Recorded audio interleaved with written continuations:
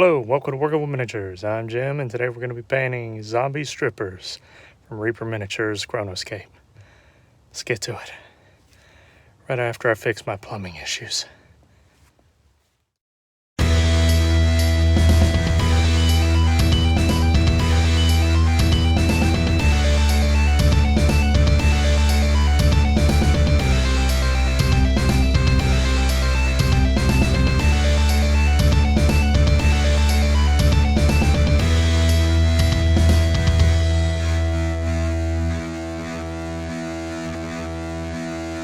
After priming, I pre-colored the miniatures with the zenithal of benzimidazolone yellow medium, followed by an anti-zenithal spray of burnt sienna. This is what the miniatures looked like after airbrushing. With Army Painter speed paints, I throw a different color over the flesh to give them a different skin tone.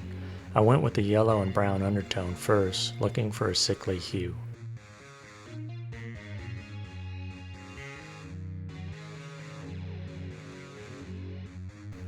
I then begin coloring in the clothing. Here you can see where I changed the color of the middle figure's clothing from yellow to green, as she was already looking like the daughter of Ronald McDonald and Hulk Hogan.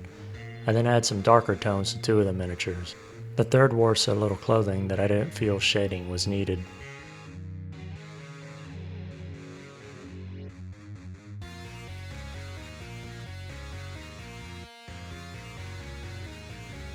With undiluted war paint, I begin adding highlights to the clothing and the flesh.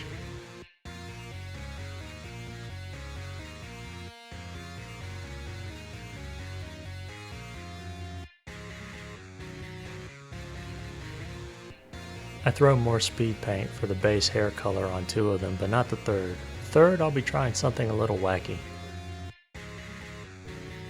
I drop some wash on the hair for two of the miniatures to bring out the recesses a little, and then add some basic highlighting.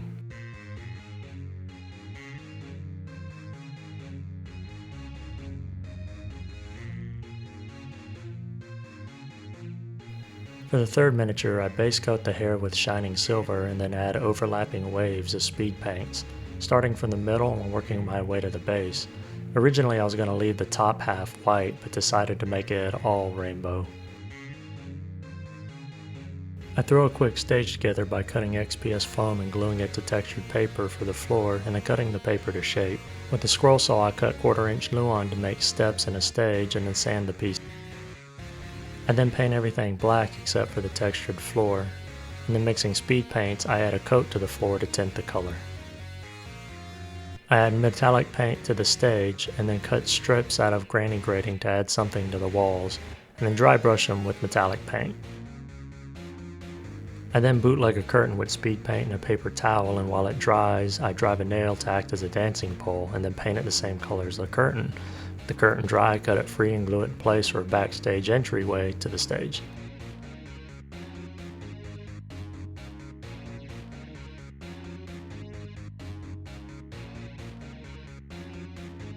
This is the final result. For lessons learned, I should have taken more time to smooth the highlights on the flesh, but I was hoping it would have a blotchy dyeing look. I will go back with glazes to smooth the transition.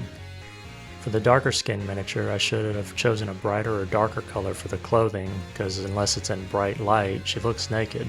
I also plan to add a mirror on the wall for background. The final lesson, I shouldn't rush myself. I was trying to get this out before Halloween, and between my wife having food poisoning, the universe imploding at work, and my plumbing issues, I should have saved this for next year and put more time into it. And that's going to be it for today. I hope you learned something or were inspired to start a project of your own.